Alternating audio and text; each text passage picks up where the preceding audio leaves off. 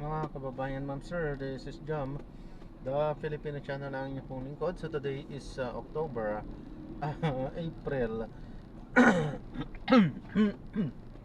April 20 of 16 2026 at tayo ngayon napapunta dyan sa Salonga Street, Bagong Ilog po yan, Pasig, at dadalhin po natin sa may 5-star terminal Cubao sa may E. Rodriguez Avenue,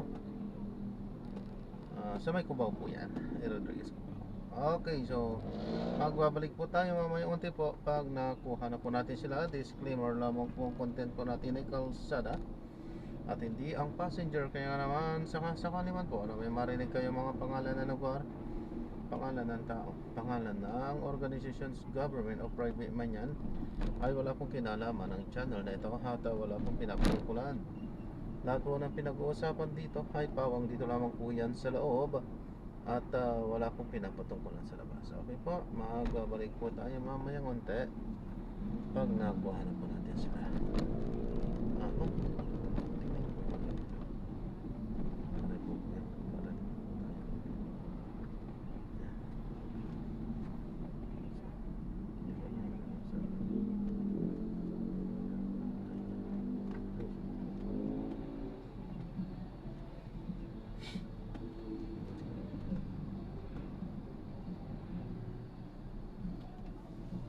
makinig tayo ng mga nagbabagong balitang talakayan.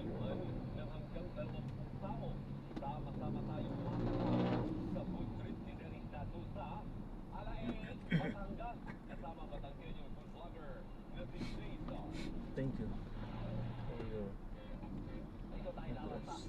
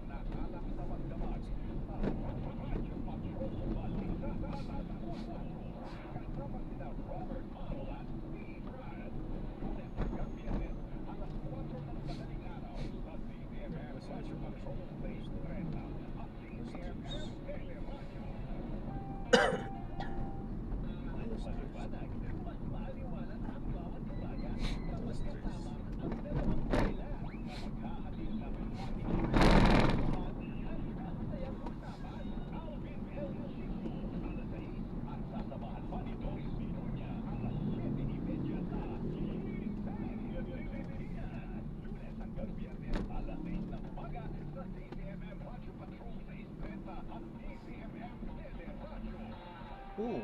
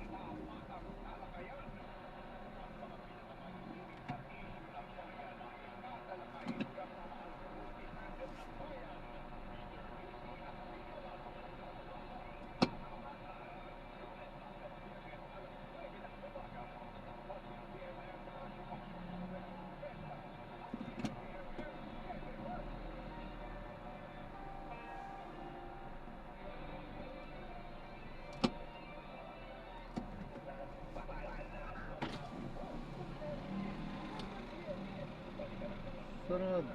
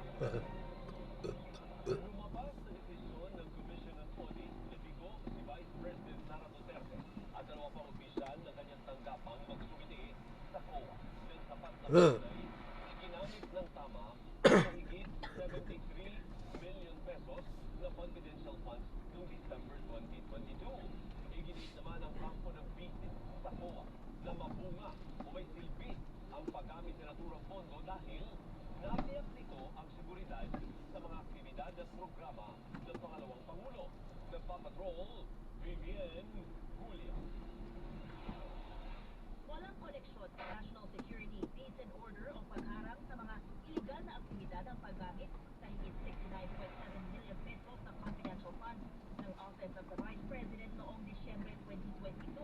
Ito ang lumabas sa desisyon ng Commission on Audit base sa kopyang ibinahagi ni House Speaker December 10 nito. Sabi ng OVP, ginamit ang naturang pondo sa pagbabayad sa mga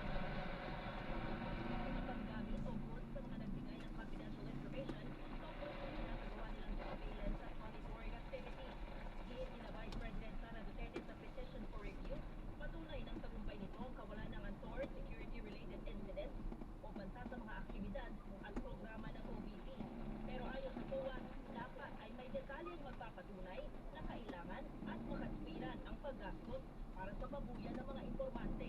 Dagdag ng komisyon, ang mga pinagkagastusan ng confidential funds base sa accomplishment report nito ay hindi maituturing na confidential in nature at dapat ay itutulga sa general funds ng OVP. Kaugnay naman ng 3.5 million pesos na ipinabili ng mga mesa, upuan, computer at printer para umano sa safe houses na ginamit sa surveillance operations ng OVP, sinabi ng COA na hindi sapat ang acknowledgement receipt at dapat ay may official receipt at sales invoices bilang patunay ng pagbili. Sa kanilang naunang modelo sa komisyon noong February 2025, sinabi ni na Duterte na nalabag ang kanilang karapatan sa due process. Itinagi ito ng COA at iginiit na nagbigay ito ng sapat na panahon para tumugon sa notice of disallowance. Tumatatag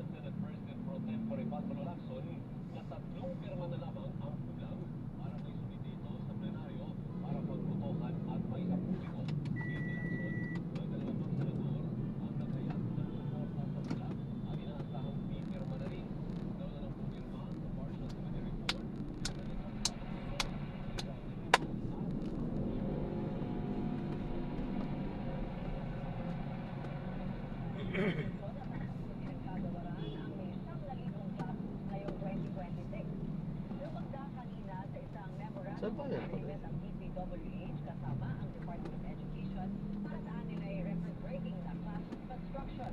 Sa ilalim po ng nakaraang liderato ng DPWH, talaga lamang na classroom ang natapos sa kabila ng nailabas na pondo para sa 4,000. Sinasabi nga abot pa sa 150,000 classrooms ang backlog sa bansa. Iwala naman si DepEd Secretary Sani Angara na maisasagwa ito sa inilatag na bagong programa.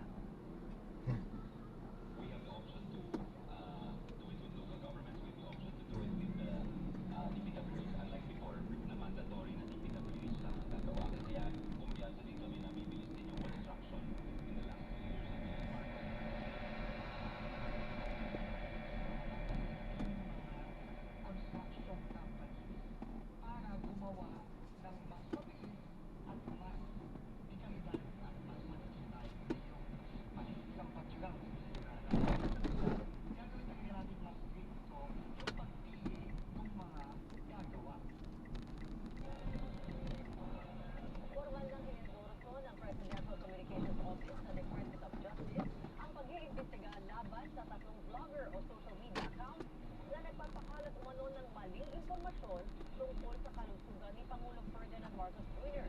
Ayon sa PCO, ang mga nasabing account ay naglabas ng mga peking dokumento at manipuladong mga larawan na nagpapakita umano ng malubhang kalagayan ng Pangulo para linlangin ang publiko.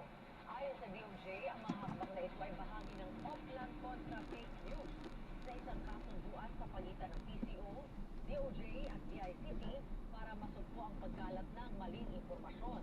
Nasa ilalim umano sa 10 araw na evaluation ang kanilang natanggap na impormasyon at nauna na rin sinampahan ng reklamo ng PCO ang mga nasa likod ng social media pages na nagpapakalat rin ng fake news tungkol naman sa umano'y lockdown kaugnay ng energy situation sa bansa.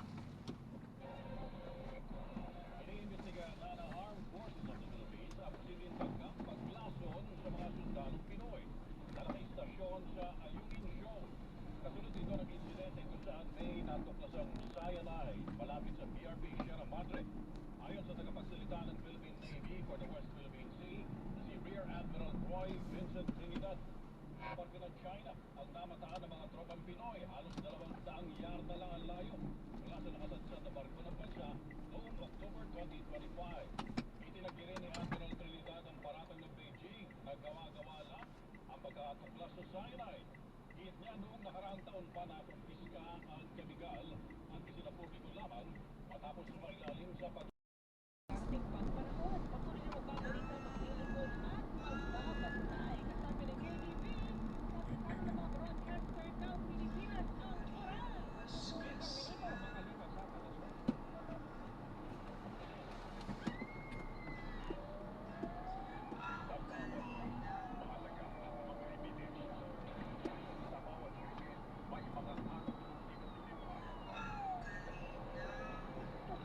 Samahan ang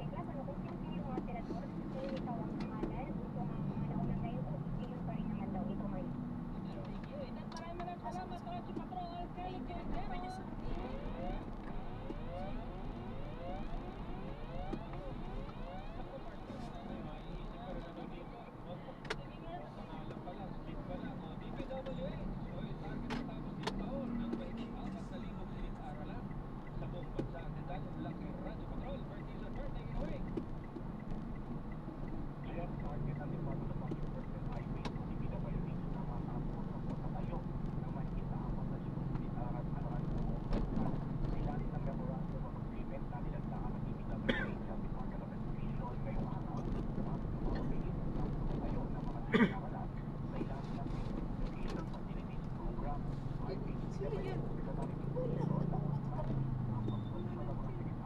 Nakuha.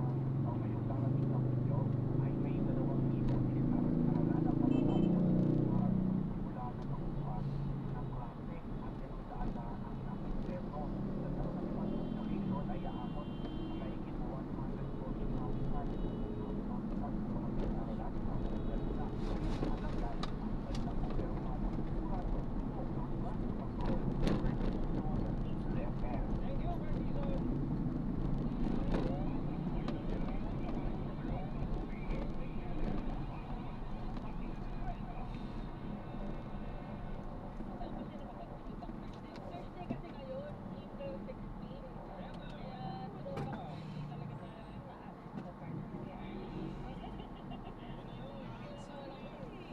talaga sa Wala partner, wala ka bang talagang wala nang hindi ko pinapakita talaga yung timing mo sa taas. Tuloy-tuloy pa rin. Ah, pwede ba? Wala pa Pero kailan pa yun eh? order eh, di ba? Kailan pa yun eh? Pero wala pa rin update kung ano yung kamusta na yung driving operation. Yun na nga eh, baka napakainit eh. Kamusta kaya pa naman doon sa taas?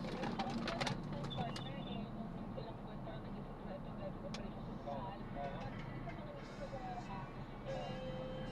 nagkakasama tayo sa PTA personnel natin. Saka naalala ko eh, kasi si SOG dati, si SOG rin po siya. Ngayon, nakita ko kasi kanala. Oh, nagtutulog kasi talaga eh. Naalala ko din yung bigla na eh. Ay, partner, Marami ka na namang naalala partner. partner na nga eh. Tutong paper ka. Validation na.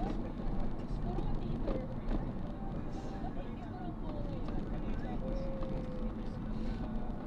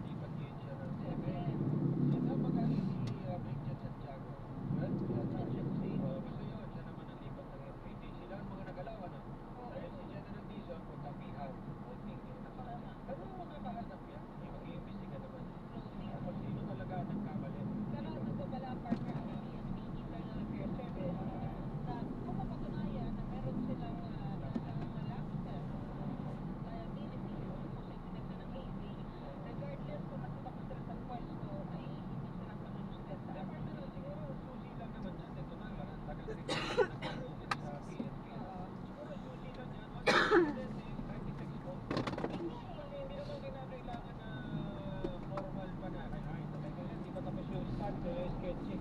Siguro i-text po, may technology na tayo ngayon eh. Sir, FYI lang po, just to inform you na may nangyari ko rin incident. Maraming paraan sa PNP partner kung paano ba yung report eh. Kasi kung CDs man, nalaman mo nga, eh, syempre parang hindi masasabi sa iyo, di ba? Diyan sila natira eh. Saka di ba partner, meron tayong mga natitisan ng mga ganyang mga sa mga storya natin, request na natin minsan. Sir, nangyari ko ito ng ganito, bakit ngayon nyo lang mo nilalabas?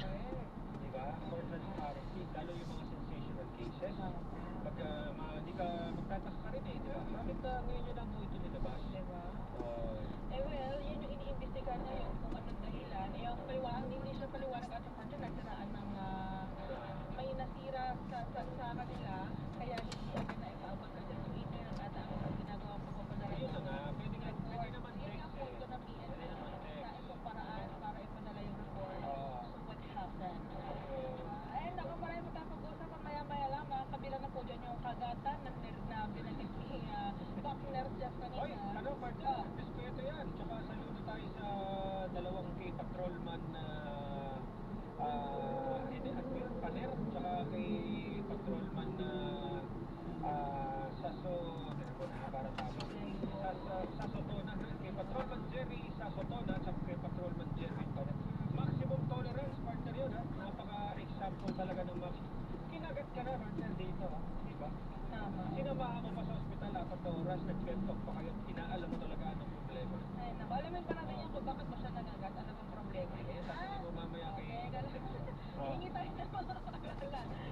Magandang isaan lang po ang sponsor po sila mga paalala. Magagalit pa kayo makalipas ang ilang paalala. Grade 24!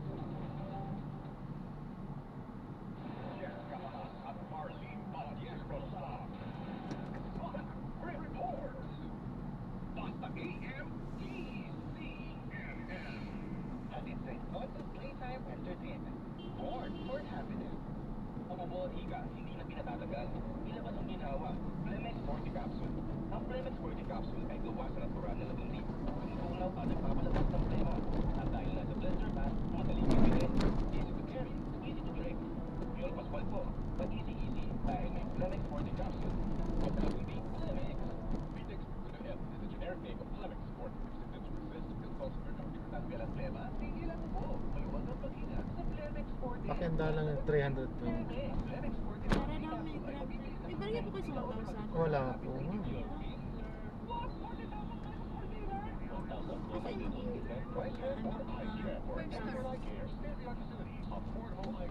Kasi kung masakto sana, ibababa ko na sana kayo dito. Magsusukli pa tayo di... 500 po. Mayroon po. Kaso nga lang, iikot na po tayo. Ha? Abi, Hindi, bawal po dito man. May camera po. Mga malalakas lang ang loob ng mga yan, pero madadatnan ng ticket po yan. Ayan, may camera po. Patadala ng ticket yung mga yan. dito po.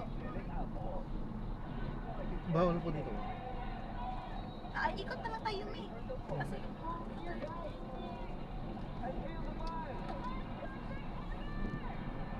All while staying protected. Armor for adventure with Biogenic. Kung eksakto kanina, pwede mabilisan.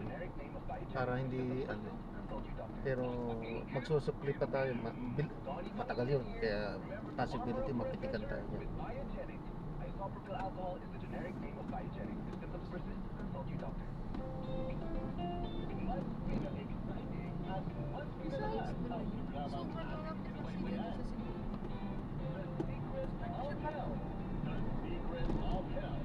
Mapakinggan sa DCMM Radyo Patrol sa Isleta at mapapanood sa DCMM Teleradyo. Tuwing linggo, alas 4 hanggang alas 4:30 ng umaga. At mapapanood din sa PRTV Prime Media tuwing alas 6 ng umaga.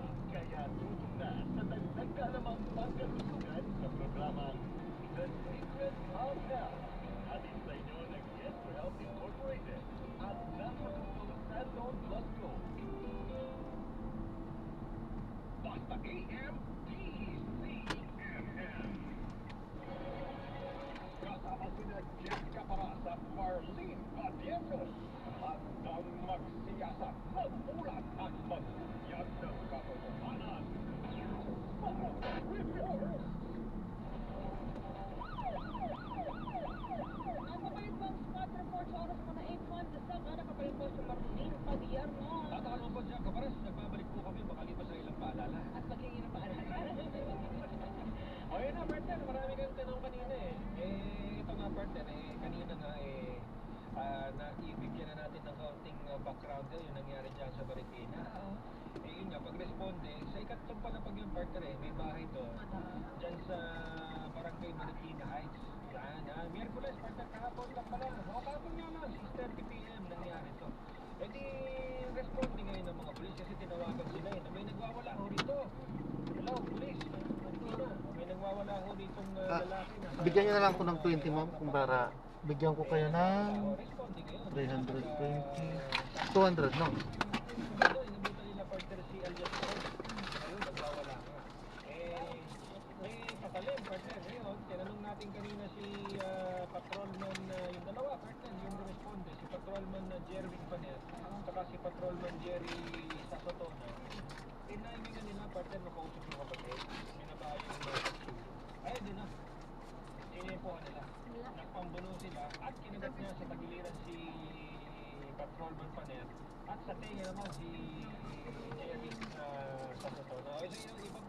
with that partner, magkaroon pa tayo ng mas maraming detalye patungkol dito dahil ang pagkakulang nila po si Colonel Genevieve Cor, ang Officer in Charge ng Marikina City Police Station. Good evening po, Colonel. Hi, Colonel! Good evening!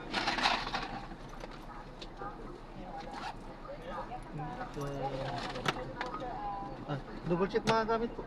Baka makalimutan po. Diyan sa correspondent na Marlene Padilla. Salamat po kanina sa pag-entertain mo kami. Pero marami ang katanungan si partner mo eh.